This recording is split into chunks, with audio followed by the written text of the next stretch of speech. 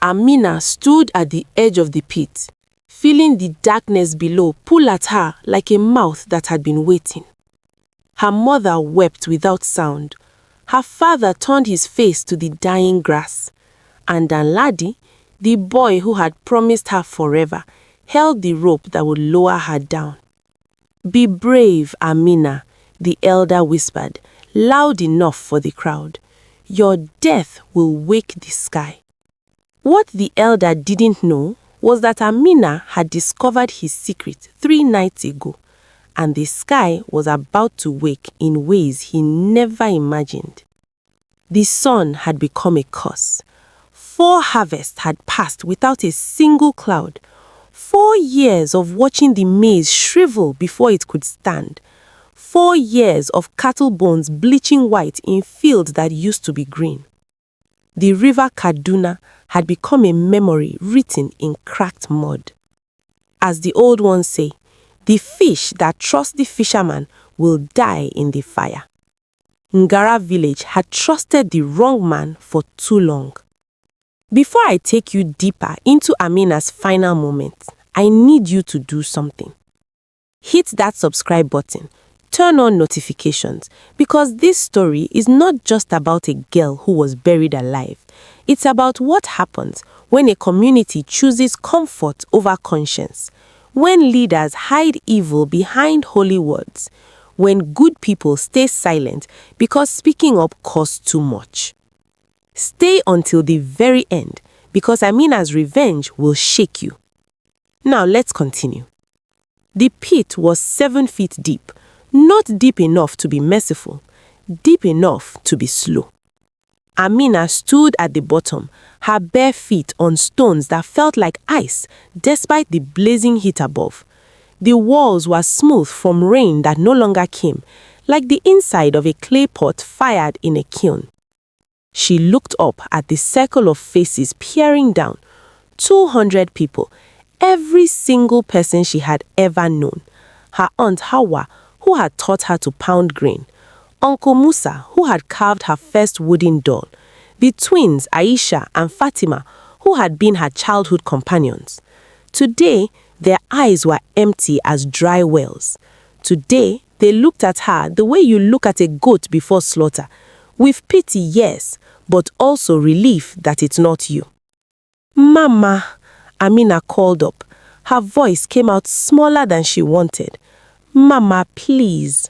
Her mother, Hassana, stood at the pit's edge, clutching her wrapper so tight her knuckles had gone pale. She opened her mouth as if to speak, then covered her face with trembling hands.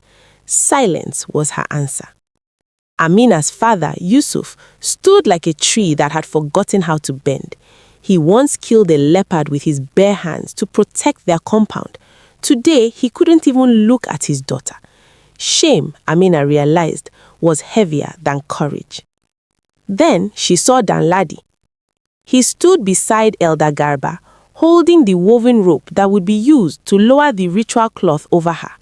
His face was wet, whether from sweat or tears she couldn't tell. "Danladi," Amina said, and her voice cracked on his name. He flinched but didn't look away this time. "You promised me," she whispered, "under the baobab tree. You said you would die before you let anyone hurt me." "I'm sorry." His voice was broken glass. "My sisters are dying, Amina. My mother can't stand anymore. Elder Garba says if you go down, the rain comes up. What else can I do?" "You can tell the truth," Amina said louder now. The crowd stared. Elder Garba stepped forward quickly. He was the only fat man in a village of skeletons. His wrapper was fine indigo cloth, while others wore rags. His skin gleamed with oil, while children's lips cracked with thirst. "Enough talk," Garba said, his voice smooth as honey. "The spirits grow impatient. The girl delays her own mercy." "Mercy?" Amina's laugh was bitter.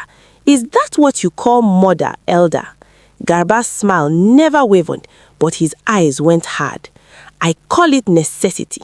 The ancestors demand a pure heart to break the curse. You have been chosen."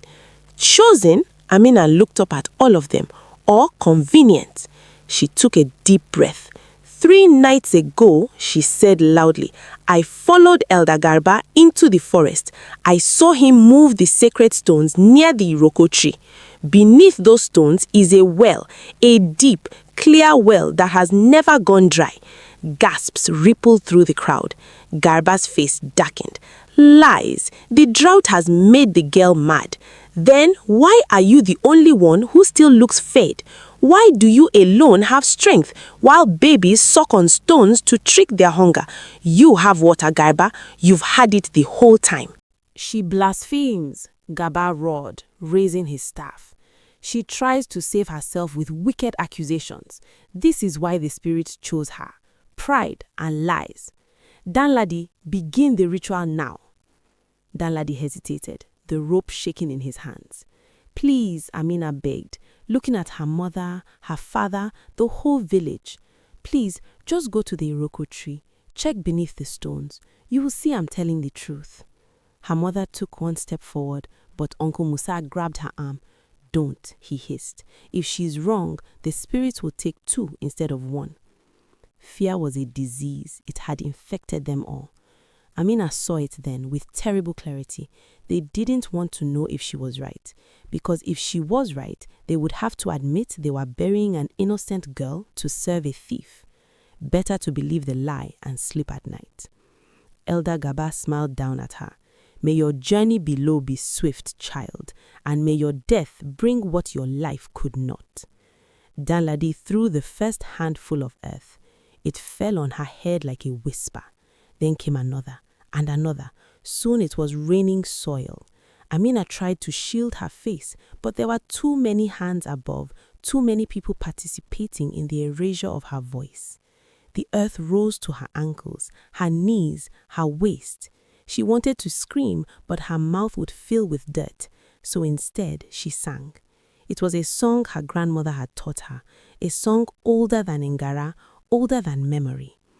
Earth below, sky above, truth buried does not die. What you plant in darkness, love, will bloom when justice cries. The ground trembled. The villagers cheered, thinking it was a sign of divine approval.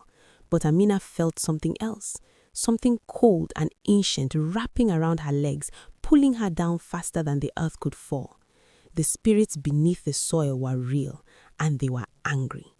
The last thing Amina saw was Danladi's face, twisted with grief. Then the earth closed over her head like a fist, and everything went dark. For one long moment, there was only silence. The villagers stood around the filled pit, breathing hard, their hands still dirty from the burial. Then someone gasped. Look! A single cloud appeared on the horizon. Then another. Then a dozen more, rolling across the sky like boulders down a hill.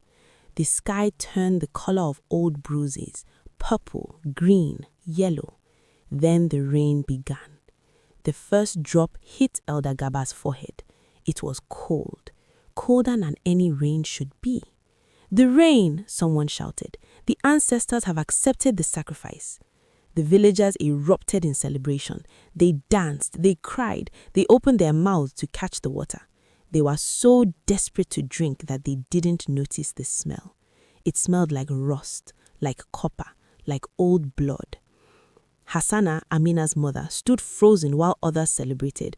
She caught a drop on her palm and stared at it. The water was dark, almost black. Yusuf, she whispered to her husband, look at this. This doesn't look right. But Yusuf was already on his knees, hands raised to the sky, weeping with relief. The rain fell harder. Within minutes, the ground was muddy. Within an hour, there were puddles. By nightfall, the whole village was drenched. Elder Garba stood in the center of the village, arms raised triumphantly. You see, the spirits are pleased. Go to your homes, rest. Tomorrow we plant. But that night, nobody rested, because the rain didn't stop. It fell and fell and fell, harder than any storm they'd ever known. And it was wrong. The next morning, Danladi woke to screaming. He stumbled outside his hut and saw his mother staring at her hands. Where the rain had touched her skin, there were small blisters, red and weeping. It burns, she whispered. The water burns. Danladi looked at his own hands. Same thing. Everywhere the rain had touched him, his skin was raw. He ran to the village center. He wasn't alone. Dozens of people were emerging from their huts, all showing the same injuries. Children crying, elders gasping in pain. "What is this?" someone shouted at Elder Garba. "What have you done?" Garba stood in front of his own hut, the only structure with a proper roof that had kept him dry. "It's a test," he barked. "The spirits are testing your faith. The pain will pass." "Our crops," a woman shrieked. Everyone turned to the fields. The maize they had planted in hope just hours ago was already dying. The stalks were turning black, curling in on themselves as if burned. Where the dark rain touched the earth, nothing grew. It poisoned instead of nourished. "This isn't rain," Hassana said, her voice cutting through the panic. "This is a curse." "Silence," Garba roared, but his voice shook. Danladi stared at the filled-in pit where Amina had been buried. And he heard something, a voice, faint, like wind through reeds, singing. "Truth buried does not die." His blood went cold. "She's singing," Danladi whispered. "What?" Uncle Musa turned to him. "Amina, she's still singing. I can hear her." The villagers went silent, and in that silence, they all heard it, a song rising from beneath the earth. The rain fell for 3 days without stopping. The dark water gathered in puddles that didn't drain. It pooled in corners, crept under doors, stained everything it touched. On the 4th morning, the rain stopped, but the sky didn't clear. It hung low and heavy, pressing down on the village like a wet cloth over a dying man's face. Elder Garba emerged from his hut, looking tired. The villagers were waiting for him, their faces hard. "The crops are dead," Uncle Musa said flatly.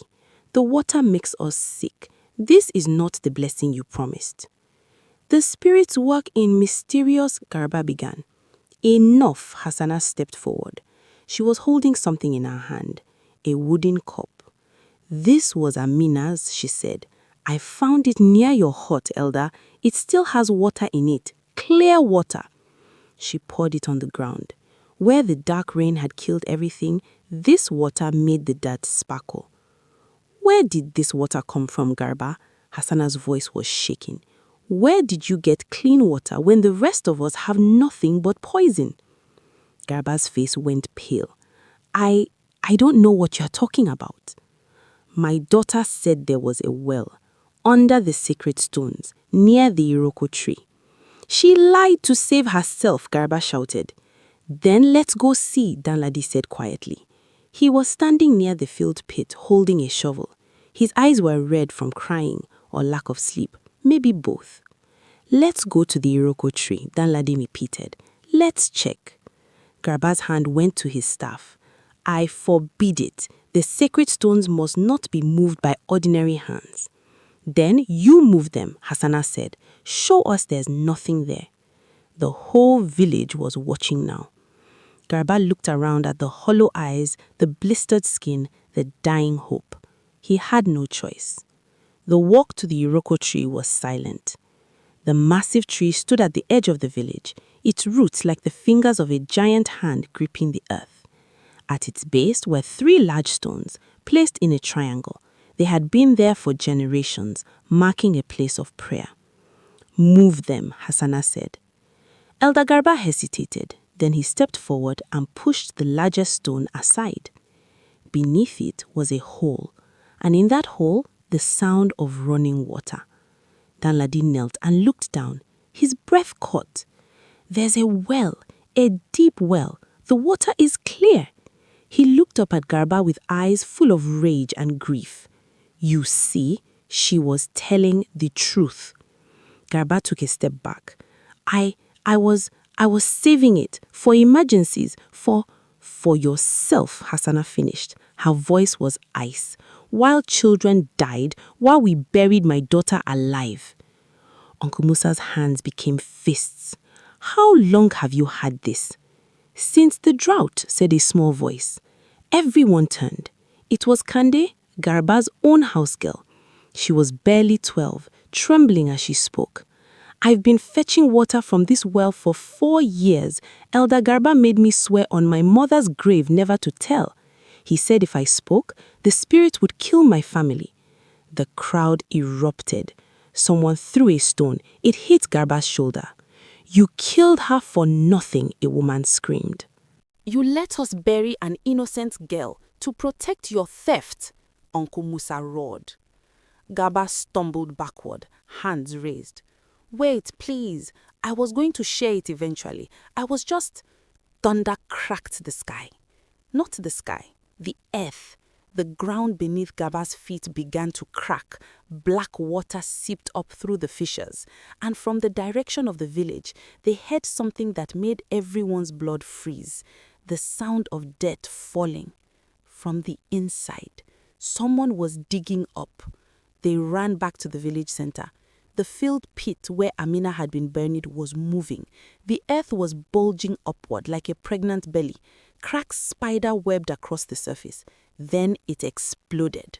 Black water shot into the air like a geyser, and rising with it, standing on a pillar of dark liquid, was Amina. But she was changed. Her skin was no longer brown, it was the color of storm clouds. Her eyes glowed with a pale light. Her hair moved as if underwater, flowing around her head like serpents. Around her ankles, the water formed shapes, the ghosts of other girls, translucent, weeping.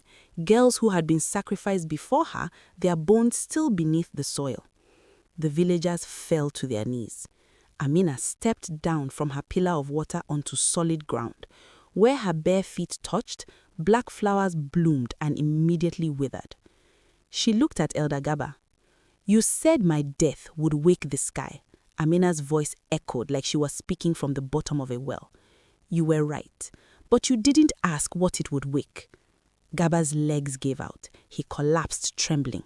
"Amina, please, I was trying to help the village survive. You were protecting your belly," Amina said. "You were protecting your comfort. You let me die to keep your secret safe." She turned to address everyone.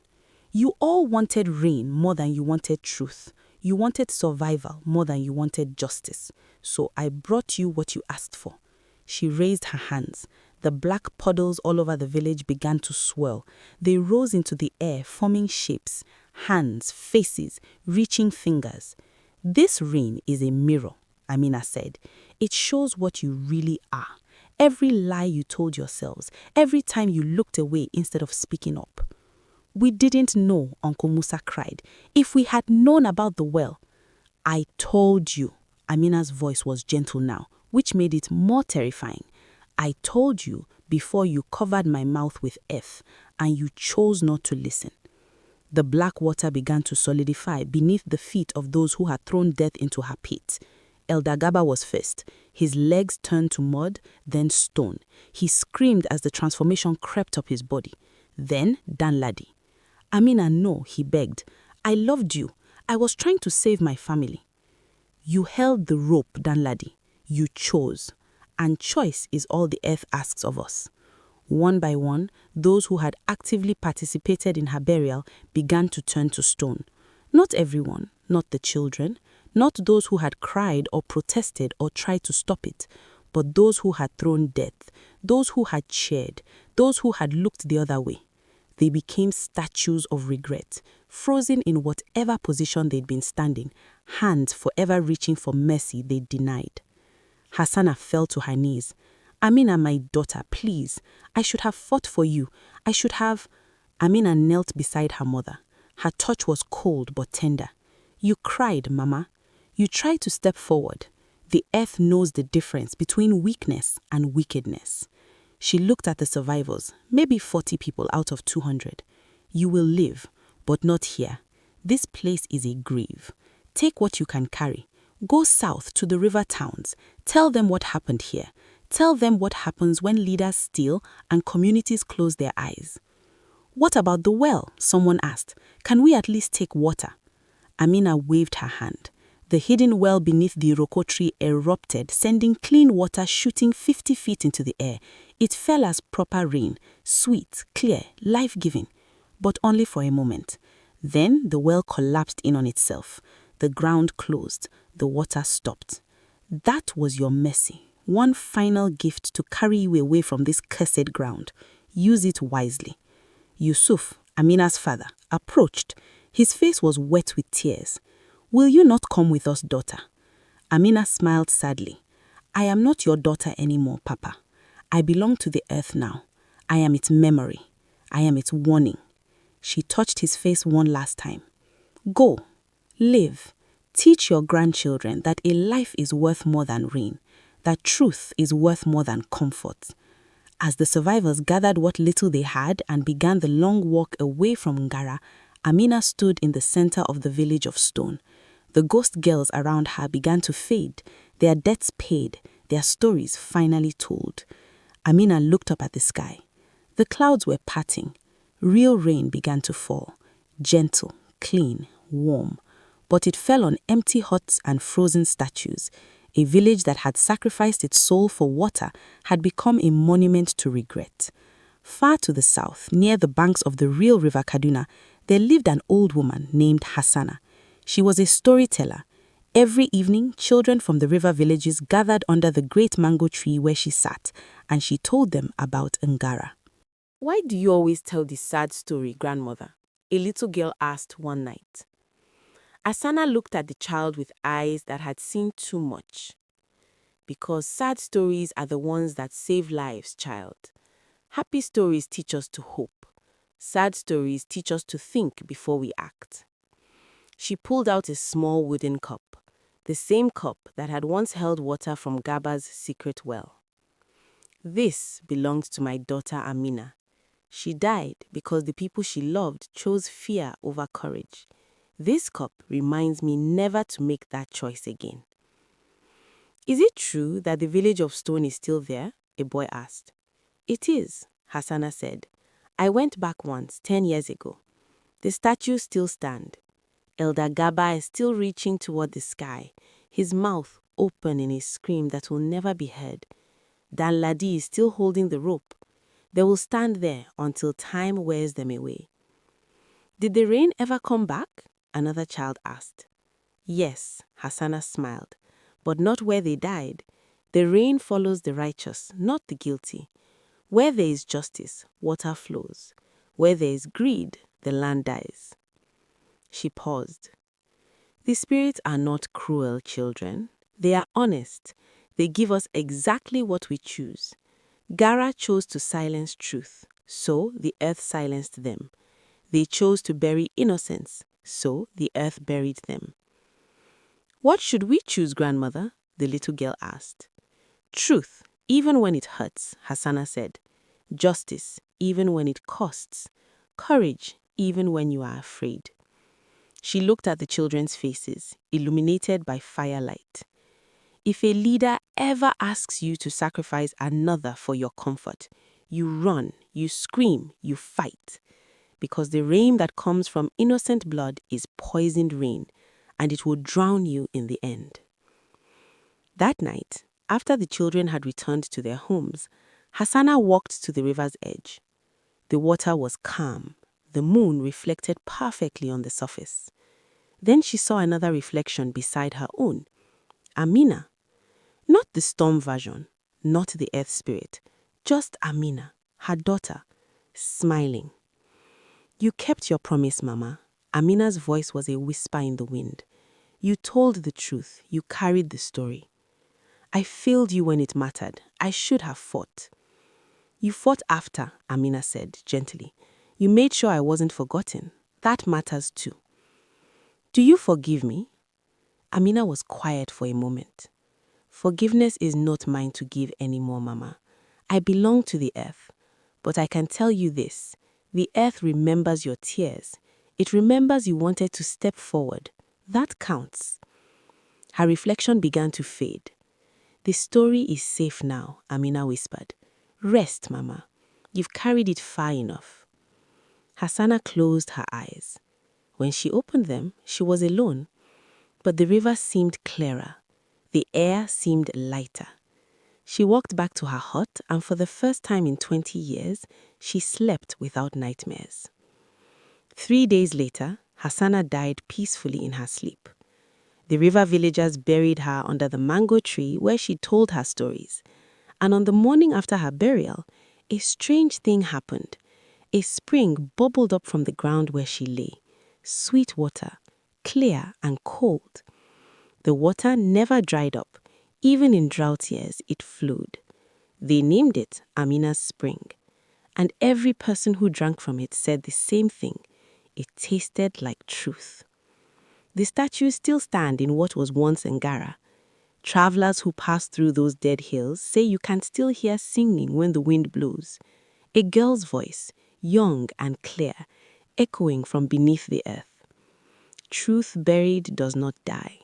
What you plant in darkness, love, will bloom when justice cries. Some say if you stand in the center of the stone village at dawn, you can see moisture on the statues' faces, like tears, like rain that will never wash away the guilt. The land around Ngara is still barren. Nothing grows where greed was watered with innocent blood. They say the earth has a long memory, longer than stone, longer than time. It remembers the girl who told the truth and was buried for it. It remembers the people who chose comfort over courage, and it will never, ever forgive. As the elders say, the tree that forgets its roots will fall in the first storm. And Ngara forgot, and the storm came. Not from the sky, from below.